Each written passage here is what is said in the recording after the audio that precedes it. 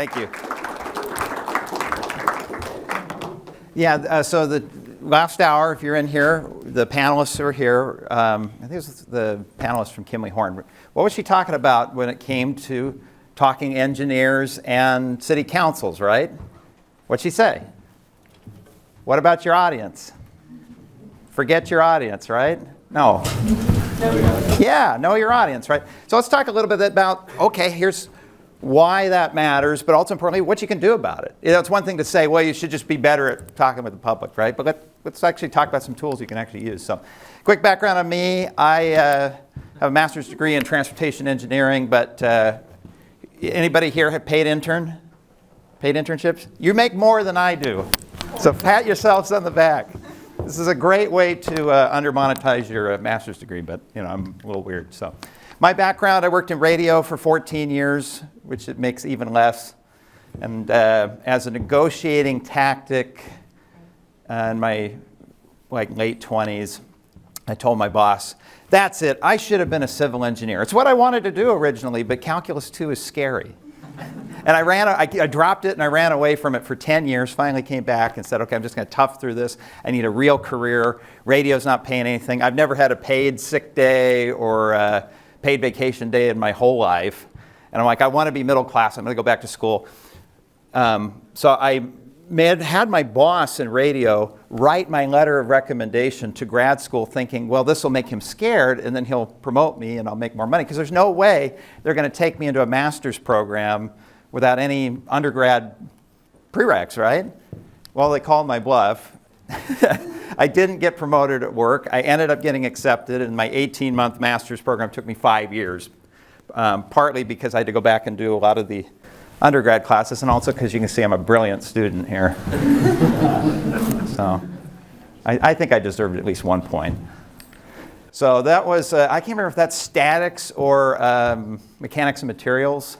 Doesn't matter. They're both classes I had to fail and take over again. So that's when I started losing my hair. I graduated and got rejected by some of the finest employers in Southern California, my favorite being the city of Santa Clarita, who for an entry-level engineering position, I worked really hard and crafted a letter telling that, you know, cover letter and everything.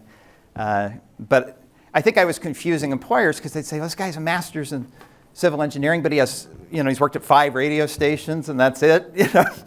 And but my favorite Santa Clarita, who 2 weeks after I applied sent me an HR-generated email to say, oh, we're closing the position due to lack of qualified applicants. Entry level, that was fun.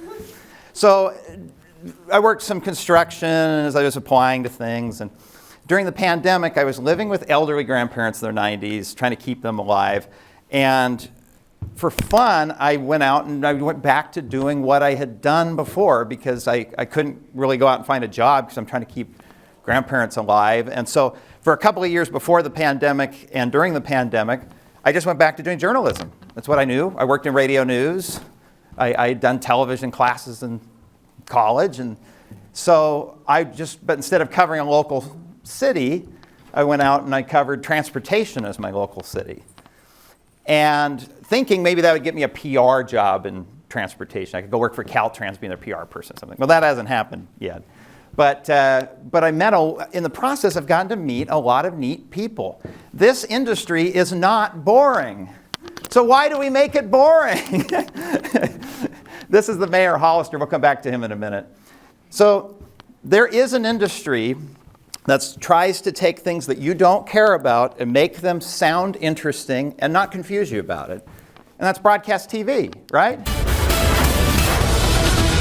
The wrecking ball's about to swing, clearing the way for a valley freeway. Houses are going to be toppling down near Ahwatukee. Dramatic music and needlessly flashy intro graphics, you know. And then they go to a top story that has nothing to do with transportation, but it doesn't matter, you're hooked now. Even if you don't care, you don't live in that neighborhood, your house isn't getting torn down, they've done such a good job of sucking you in, you can't help but stick around 5 stories or 2 commercial breaks to finally find out what's going on. Look at the way they would describe it. So they said, had you heard it, the wrecking ball's about to swing, clearing the way for a valley freeway. Houses are going to be toppling down near Ahwatukee. But what did we say in our industry? This is right out of the EIS document for that freeway. Construction of the new freeway facility would cause displacement of households, businesses, and public facilities in addition to the displacements. You're talking about something that's affecting people in a big way, and it's just fascinating, and we're so boring in how we say it. Now, that's good writing for who you're trying to talk to, which is lawyers, judges, and bureaucrats. That language in an environmental impact statement, and in your career you'll probably work on one, has to be perfect. It's not just highly technical language, it's highly legal language. Lawyers get involved, and it has to be perfect. No errors, because inevitably when you're building a multi-billion-dollar freeway, somebody's going to come and try to sue to stop it, right? And so it has to be able to hold up in court. Perfect, just absolutely perfect. And it doesn't matter if it's boring. That's not its job, right? But the second audience we talked to is other engineers. We were talking about that. They were talking about that in the panel this morning. And we're pretty good at that, too. Being able to get in and express really technical details, Caltrans memos, or plans that get drafted up to make sure that we're actually able to build something that stands up, that the contractors can follow what we're trying to do, that cars are driving where they're supposed to be, signals are timed the way they're supposed to be. So we're good at that. It's when we start coming over the hill and start communicating outside of our profession that we don't do quite as good. Do decent at talking to impacted stakeholders, but that is where it starts to break down. This guy here, you notice something funny about his house? So behind him is an expressway called Bangerter Highway. It's in the Salt Lake City suburbs. To save money, the state made this big flat expressway, and then they had school crossings, pedestrian overpasses at all the big lights. But when UDOT came in and tore the pedestrian crossing out to build an actual freeway interchange where the highway went over the cross street, they had to build a new pedestrian crossing because they didn't want kids walking through a spooey with all the cars making weird left turns. But they had to build the pedestrian crossing high enough to go over the new overpass. So they had public meetings. This guy went to it.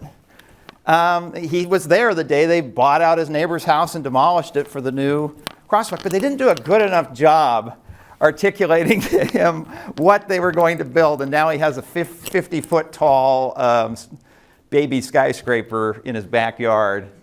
And so I was out filming it, and he came out wondering what I was doing, and he was so funny. He's just like, yeah, they told me they were going to build a bridge for the kids, but I had no idea. But even impacted stakeholders, they might not speak engineering, they might not know our lingo, but because they're being directly impacted, they're willing to learn. Because their property is on the line. You're going to come and take their entire front yard. They're willing to learn what the term right-of-way is, even though it's really just land, right? This is where we start to really let it down, is people who really maybe aren't directly impacted, they don't have a stake in the game, and we kind of brush them off thinking, well, they're not that important because they're not involved in the project. And when we do talk to them, we have a tendency to make the mistake that the panelist was mentioning this morning, that you talk to them like they're an engineer, and they're not. But they matter more than anybody else in engineering. If you'd gone into a different discipline, this group wouldn't matter to you, but they matter to us in transportation, because if you're a chemical engineer and you want to do something cool, who do you have to get buy-off from? From the petrochemical company that you work for or their customers, right? And then that's it. Maybe talk with EPA, right? But that's still bureaucratic language. Electrical engineers, you're talking to telecom. Like I don't know how 5G works. I kind of know what it is. It's supposed to be faster, except I'm on T-Mobile, so somehow it's slower. But it doesn't matter. Like, if you're an electrical engineer, you're not having to really talk to the public because the public isn't buying off on it. My dad's an aerospace engineer. He comes home, he talks a bunch of acronyms and stuff, because all he does all day is talk to other engineers, and his bosses talk to NASA. So it doesn't matter, right? Even our cousins in structural engineering are talking to the companies that make bolts, because anybody who knows structural engineers, that's like their world, right? They think they're going to build a skyscraper, and then they end up studying bolts their whole career. But ours is different. Why is ours different? Because she's our boss. Everything we do, the only people who have $2 billion for a major highway project is us, collectively, right? And so if she's not happy about what we're doing, then it's possible we might not be able to build it, right? Because she may be a city council member, or she may be friends with a city council member, or she may be a voter. And so it matters. But the other thing, too, is, again, I don't know how this works. I don't take phones apart. But every day she takes our roads apart, right? She's a traffic engineer. She just hasn't formally had any training, right? What other discipline of engineering do we have people take the thing apart? Like if you spend on the every day, what? An hour behind the wheel or something, right? If we did that with chemicals, where every day you got out your chemistry set and played with it for an hour, just casually, maybe chemical engineers would have to talk to the public more, right? Because we care about it. We have an opinion about it, even if we've never had a class. But she sees where we place stop signs. She sees how long yellow lights are. She sees ramp meters when they're on and when they're off. She might not know why we do it, but she has an opinion about it, right? So let's talk an example, right? Hypothetically, right? So who knows what a continuous flow intersection is? Who's excited about that, right? Describe it to me. What is it? Basically, something that the engineers created to make traffic lights more efficient. Effectively, yeah. And that's a good answer if you're wanting to actually talk to her. But if you do the textbook, you just get like some old grizzled engineer out there, and the lady goes, yeah, so what's up with this weird intersection? It says, well, it's an alternative design for an at-grade road junction. By displacing the left turn early, no left phase is necessary, and then they can increase vehicle throughput by 33%. And so she comes back from the meeting all confused, and her friends are like, yeah, what'd they say about that weird intersection? And she's like, I don't know, it's something stupid stoplight where you drive the wrong way. And then he tells his friends, I don't know, it's this like dangerous thing where you like cross and drive on the wrong side of the road or whatever. And then word gets around town, people get sour about it, and if people in the community were already kind of on edge about this thing, because CFIs are weird, well, pretty soon you may sour the whole community, and then they don't understand how it works, right? But what if we came back and talked more the way you did, right? To actually speaking English and saying, well, the cars that are turning left, well, if you move them over here and they can go left at the same green light as the people going straight, you need fewer green lights, which means each green light can be longer, which means you're less likely to hit a red light. And she'll go, oh, okay. And then she'll go back, tell her friends what she found out, and then he'll tell his friends, and then word gets around town. And maybe that might tip the scales a little bit the other way, where people go, oh, okay, we like that. It's a big arterial boulevard, put a couple more of them in, right? The two sins that we can suffer from are being confusing, and the even bigger one, boring. And that's what happens if we do engineering speak to the general public is, yeah, they're going to be confused, but mostly they're just not going to care. They're going to be bored. Additional intermediate access points to and from the express lanes will be provided, the locations of which are under evaluation. The initial construction projects will provide Florida DOT has this really nice video they did about, 10, 15 years ago on YouTube, where they're talking about an express lane project that they want to build. But it's just, everything they say is clear. You can kind of understand what they're saying, but they do it in such a bureaucratic sounding way that you just can't quite. Separated from the existing general purpose lanes by tubular delineators. The good news is there's an industry that's sole purpose is to make you care about stuff you don't care about, and definitely not be confusing or boring, and that's broadcast TV and radio, right? Internships, they pay you, right? So this was mine in 2008 at KSL News Radio. There I am on the webcam, back when radio stations had webcams, and I'm already starting to lose my hair then. And I made the kingly sum of $0, because apparently most of the internships I did, you just worked for free. So anyway, that was fun. But there's all kinds of tricks that broadcast news uses to get you to care, to be factually correct, but also make you want to stay and not punch out. Especially radio, it's so easy, back when it was, a bigger industry, to just punch to another station, a different preset, and then you're gone. And then you're not sitting there through the commercials, and then they're not making any money. Even newspapers, who are the kings of trying to clearly articulate to the general public ideas, back again when newspapers were a thing, make for bad copy if you're talking to somebody. If you're at a public meeting and you take the best newspaper article in the world and sound like a newspaper article, people are going to tune you out. Because this is not the way people talk. By allowing vehicles with 3 or more occupants to use the lane free, while charging those with 1 or 2, he said, the OCTA could not ensure that the lane is well used, but bring in revenue up to $30 million during its first 5 years of operation. Nobody talks in a sentence that long. That's not normal, right? So even newspapers were trying to boil it down in broadcast writing to something that sounds like this. If you carpool on the 91 freeway, you might soon need to pick up an extra passenger. OCTA voted Monday to study bumping up that carpool number from 2 people to 3. They say too many cars are using the lane at rush hour, and by the year 2000, it could jam up entirely. OCTA are also studying if they should let drivers with fewer than 3 people in their car buy their way in. Those will be a couple of bucks, but the authority will decide for sure by the middle of 1998. Now, that's something that's punchy and quick and conveys the gist of that article, but in a way that doesn't make you hit the preset and move on if you don't care. Because you're like, I don't live in Orange County, why would I care?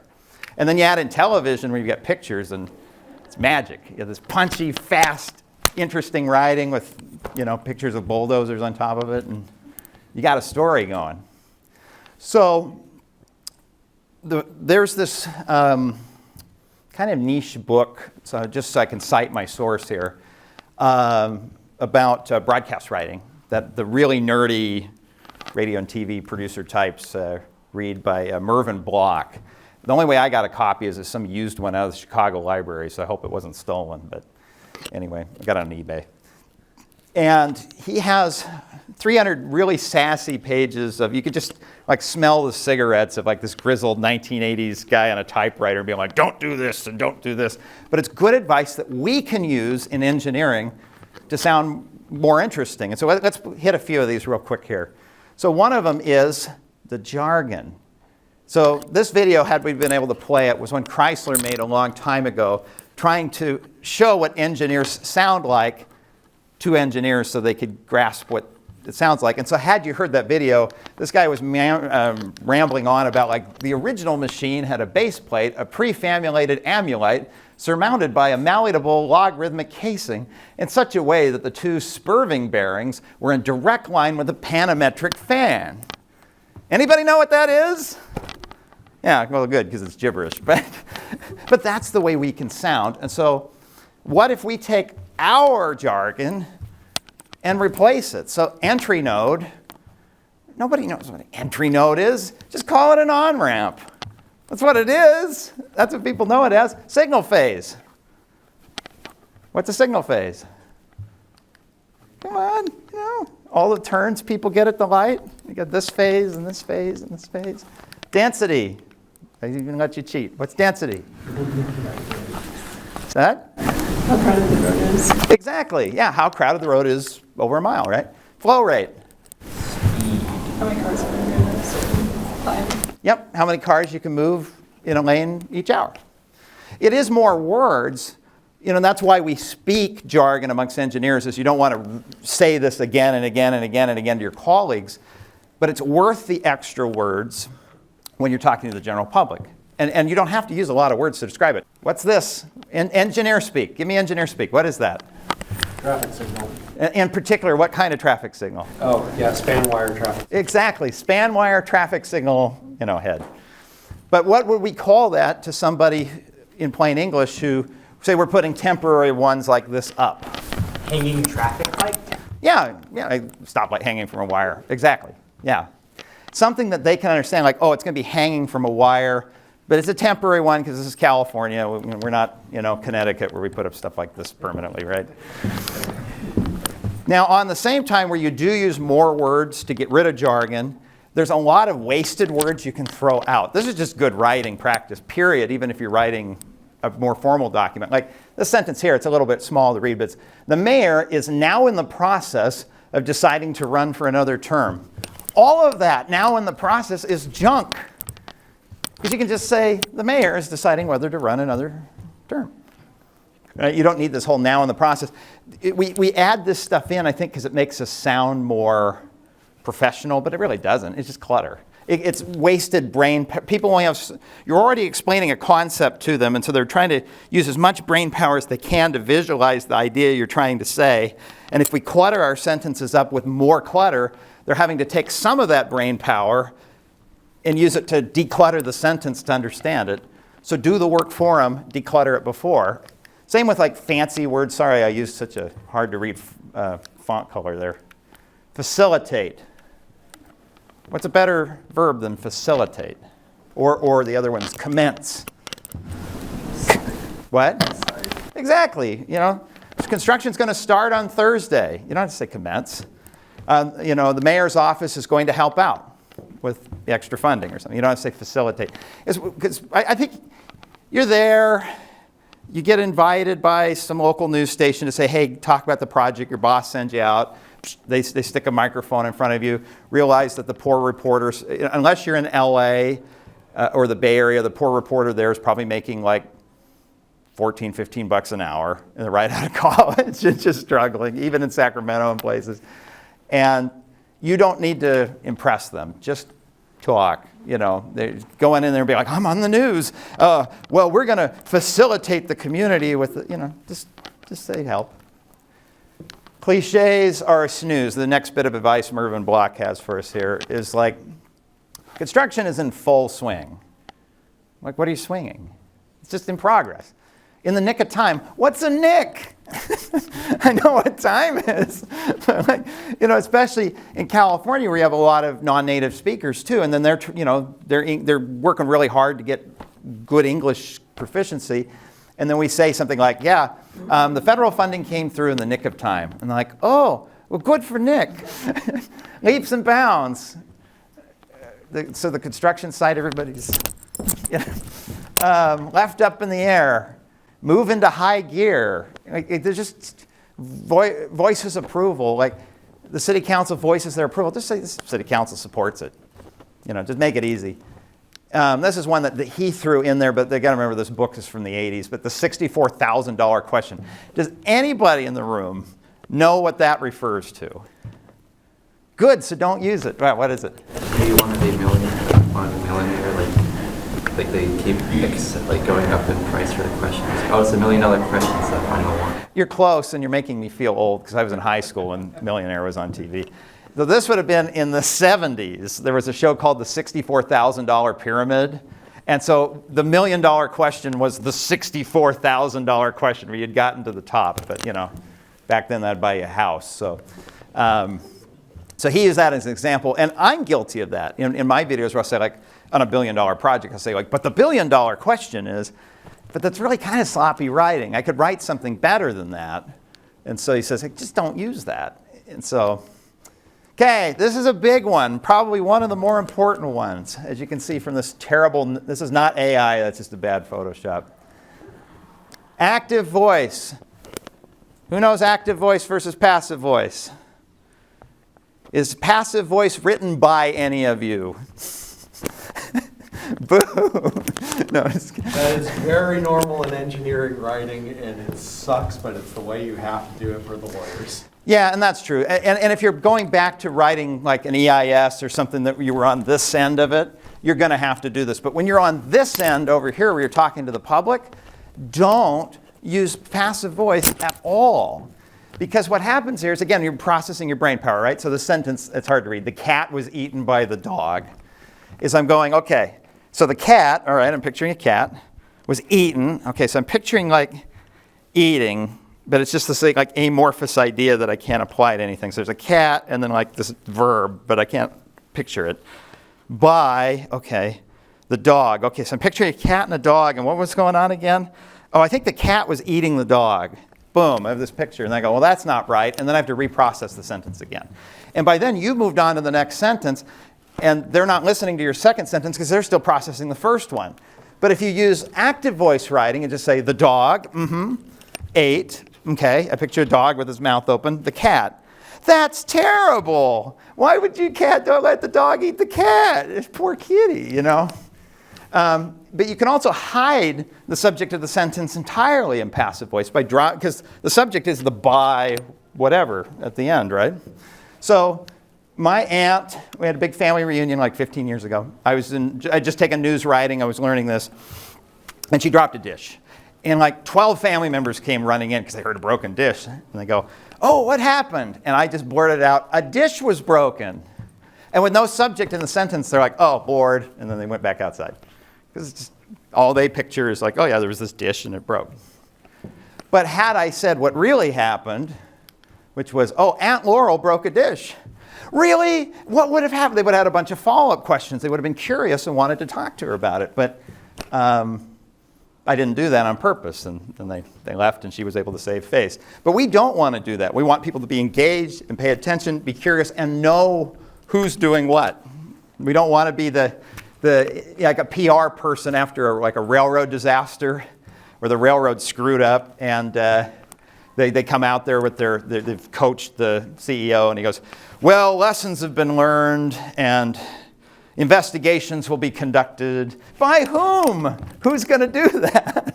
They're purposely trying to be boring because they want to make the apology but also not draw much attention to the apology and have you go on your way, right? But we want to draw attention to our project. We want people to be excited about it. So use active voice, just to get right to the point. And then I had more examples here about traffic at 50 intersections were observed by the research team. You know, it sounds really academic-y and highfalutin, but you can just flip it around. You can just say, the research team observed traffic at 50 intersections. That's easier to picture, because before I'm like, okay, traffic, I'm picturing cars at 50 intersections. Okay, I'm picturing a lot of traffic, 50 intersections. Were observed, okay, so I'm picturing like amorphous eyes all over the place that are just like looking at things by the research team. Okay, so there's a research team. I guess they're the eyes, and what were we talking about? You know, it's so you say the research team. Okay, picturing, you know, a bunch of college students. Observed. Okay, they're looking at stuff. Traffic. Okay, it's a bunch of people outside looking at cars at 50 intersections. Wow, they had a lot of walking that day. You know. Okay, Mervin's next bit of advice: don't speak to the crowd. You think, oh, okay, the local news is here. I get to talk to them, so it's my chance to like tell the whole community that, you know, ladies and gentlemen, we are so excited that all of you are going to have a much safer Highway 101 come Wednesday when it opens to all of you so you can all drive to work safely. How many of you sit down and watch news or listen to a podcast with everybody else in town? Anybody? You're by yourself, or maybe with like one other person, right? So even if you're talking to, you know, you're on ABC 7 in the Bay Area, right? Like you're going to have, well, nowadays I don't know how many people would be. I don't know, 300,000 people see it, right? You're not talking to all of them at once. Plus, if you do, not only does it sound impersonal, but people are going to assume you're talking to somebody else. Because if you say like, all of you remember to recycle, it's good for the planet. And then I'd sit in the audience and be like, I agree. Everybody should recycle. It would be good for the planet. And then I throw it in the trash and out I go. Because they weren't talking to me. But they look, even if they're talking to a crowd, you just say, remember, you should recycle. You know, every person makes a difference. You know, I'd be like, yeah, I do make a difference. I should recycle. And then right in the trash. No, but the worst thing of all is it sounds like you're this out-of-touch bureaucrat who just doesn't like get media. And then it just falls into the stereotype of like, oh, these ivory tower eggheads with their crazy road designs, wasting the taxpayer dollars, you know. Because when did that kind of language come out where you'd be like, ladies and gentlemen, boys and girls, we're proud to announce that the Short Line Railroad is open for business. That was before mass media. That was 100 years ago when a crowd would actually gather and you'd talk to the crowd. And if you come across sounding like, hey, it's 1924, they even had radio then. It's 1914, and we're proud to announce that the new 101 Expressway is now open. Like, you sound just so out of touch. So just talk to one person at a time. Fastest way to get fired in radio, say that. Go on the radio and say that as a DJ. Because nobody listens as a group. Just talk in second person. The way you do if you just talk to one person. Now, the good news is if you're at a public meeting and you're talking to one person, you're you're going to automatically do that. You're not going to walk up to the one lady at the meeting and says, hey, are you guys going to have to buy out my front yard? Well, I'm pleased to announce that everybody in the community will have it. You're not going to do that. But just make sure when you're in media where they point the camera at you, you're just talking to one person. And it makes you less nervous. And, you know.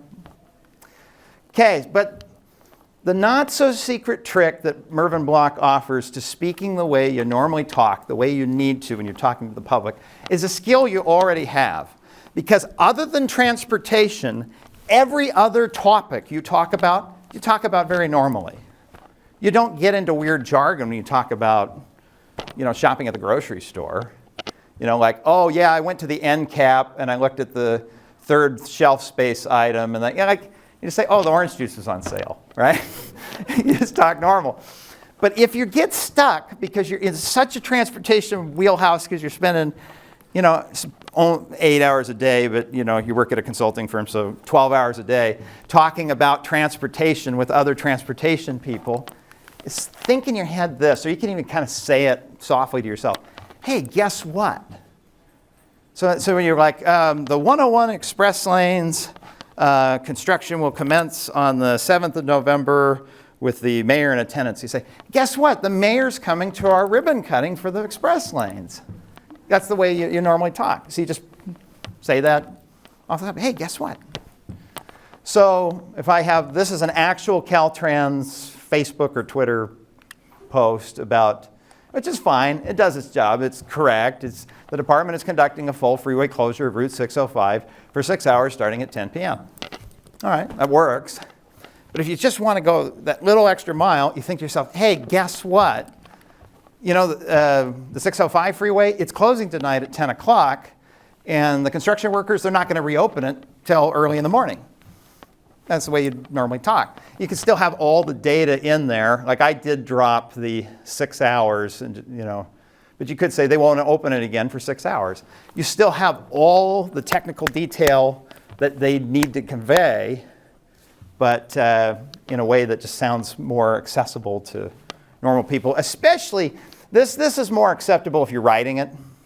So like you're responding to somebody's email, you can be more this way, because email you can move your eyes around and you can use passive voice even and still get all the data out of it. But definitely if you're talking to somebody in person or on the phone, speak for the ear. The difference between the newspaper and television writing, like we were talking about here a minute ago. Who wants to try one? Come on, it'll be fun. Yeah, go for it. To compare right-of-way costs and requirements, they're gonna essentially estimate the costs of each of these parcels. Yeah, right, because you're switching to active voice and you're getting in and you're talking the way somebody would. And you could even go further, and instead of saying right-of-way costs, you could start just talking about land in general if you're talking to somebody in person. You know, you say, the price includes the cost of buying the land each freeway alternative needs, right? So, okay, how are we doing on time? We want to go into this. Okay, we got 10 minutes. Who knows this disaster? You do. You should all be talking about this like in your statics class. In 1980, in Kansas City, hotel's still there. I went there last summer because I do morbid tourism like that. They fixed it. Doesn't look like that anymore. They had these two suspended skywalks that were on rods that came down from the ceiling. But because of a rookie statics mistake, and anybody who knows their statics would know why that's a mistake, it sheared through the hollow beam there, and the two balconies collapsed, which in and of itself would have been a horrible disaster, except the balconies were filled with people, because the floor below the balconies was totally full of people because they were doing something called a tea dance, which I guess was something old people went to in the 80s. And it just probably, I don't know if that Miami condo collapse a couple years ago is now worse, but this was like the worst modern day civil engineering disaster in the US. And so in statics class, they talk about this. Now, if you go to, it was before National Bureau of Standards, their official report, they have to talk that legal language, right?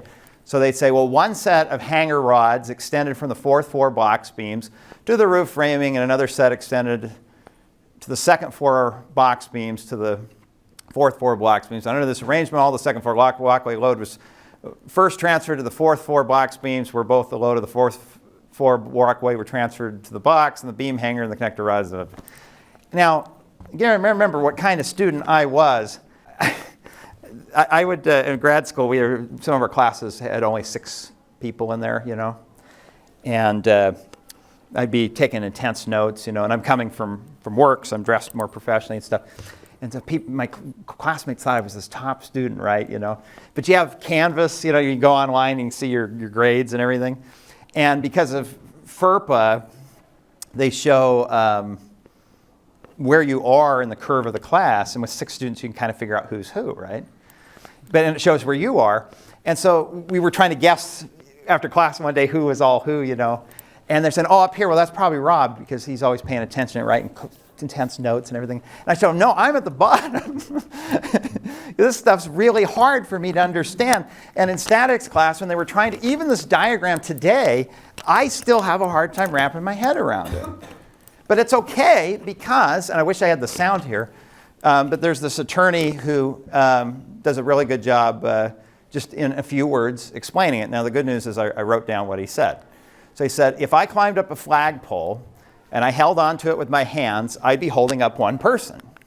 And if you said, hey, that sounds like fun, let me climb up behind you on the pole, and then you'd be holding one person yourself as well. So the pole's holding 2 people, but I'm holding one person, and the person below me is holding one person. We each hold a single person by connection to that rod, but if I climbed up the flagpole and hold onto it with my hands, and you say, hey, that looks like fun, let me hang on to your ankles, well, guess what happens? Now I'm holding 2 people. You could explain this to a 5th grader, and they'd understand the Kansas City Skywalk collapse. Because that's what happened. They changed the design last minute because the rod went all the way through, and then rather than spinning a nut all the way up to the top floor, they're like, oh, we'll just have it come like this and like this. Well, now it's holding onto the balcony. It's just a rookie mistake. And this guy who goes around and educates, that's perfect. That's what you want to do. If you can communicate engineering ideas that clear and precise with the visual imagery of hanging onto a flagpole, excellent. People are going to get, they'll get your transportation project. They'll get excited about it. Mayor Hollister, anybody remember this in the news like 2 summers ago? You do? So they tried to do a road diet. This was an arterial street, 4 lanes. And then the contractor, the striping contractor got it a little too sharp. So before they could even get any of the bollards in and planter boxes and stuff, it just looked really bad. And it to the point where Jimmy Fallon was making fun of it on The Tonight Show. And so I went and talked to the mayor. We started with the idea of speed cushions, but we can't put them on these roads here, only neighborhood streets. And that took a while to get approvals to even get to that point. Then we tested out some of the traffic calming circles because these aren't roundabouts, these are traffic calming circles. We did it on a few other streets and it really has reduced the speed in those neighborhoods. So we realized, okay, let's get to the next step, take the really wide roads, shrink them down to 2 lanes, bike lanes protected, and figure out a way to slow people down with either through, as they say, vertical or horizontal. And this is a case of a horizontal fix to slow people down. And so if you're to the point where your public officials are now, you're able to talk to them and they can articulate the concept back to the community clearly, you got an ally now, right? So the importance of being able to talk to those city councils like the panel was talking about today. I was filming in Carmel, Indiana for a video that'll come out later this year. And Carmel, Indiana, you know why it's like transportation mecca? Why transportation people go nuts? You know why. Why is it? Highest density of roundabouts per capita anywhere in the world. Yep. 150 something. Other than 2 signals, one is the first signal in Indiana, so they're keeping it as a museum piece. But the other is anywhere where there warrants a 4-way stop or a signal, they pull them all out and done roundabouts. And the guy who championed it is a mayor who's really, really good at explaining this stuff.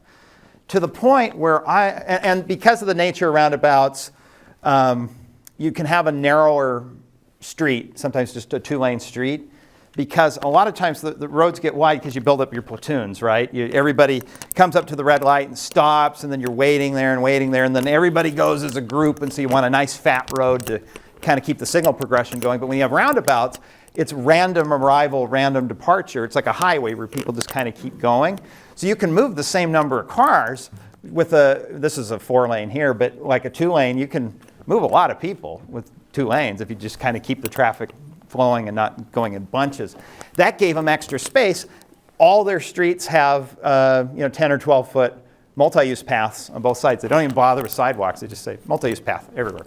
So a lot of people in Carmel's really low density and it's sprawl, but people walk all over. So as I'm filming, people kept stopping me. This guy has never taken a transportation engineering class in his life. He has nothing to do with City Hall. He works, I think, in the steel industry. He's just a guy who was walking on a Saturday with his wife.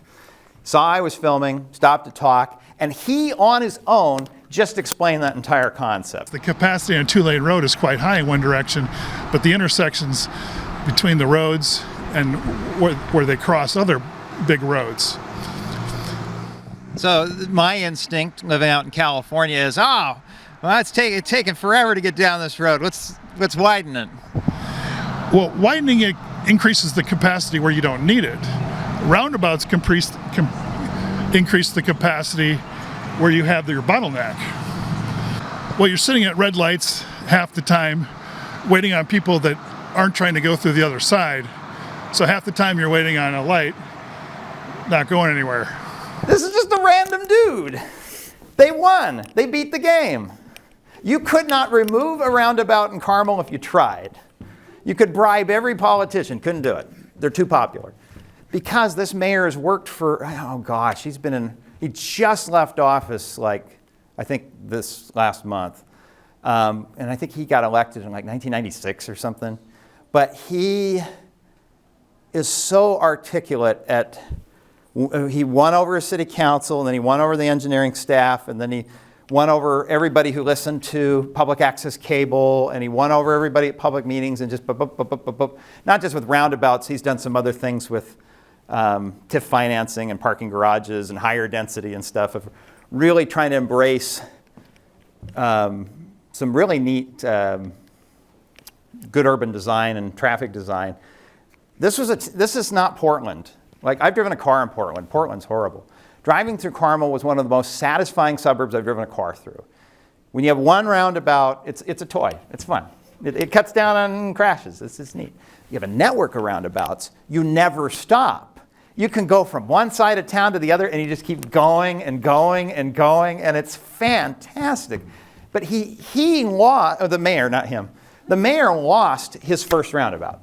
He went in 1997, 98, tried to get her to a roundabout, and just got unanimously shut down by the council. But by persisting and continuing to communicate, you now have the roundabout capital of the world. And you have this neat thing that traffic engineers can look at as a model of maybe we should try this. Communication. It's really exciting. So avoid the jargon. Try to think of plain English. Use short words when you can. Use active voice writing to keep people engaged.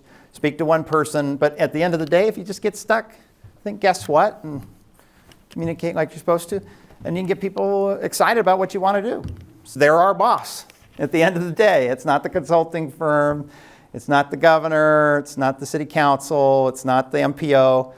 It's the constituents who elect all those people. And you win them over, the representation will back your project in the long run. So. Anyway, I think we're almost out of time, but any questions?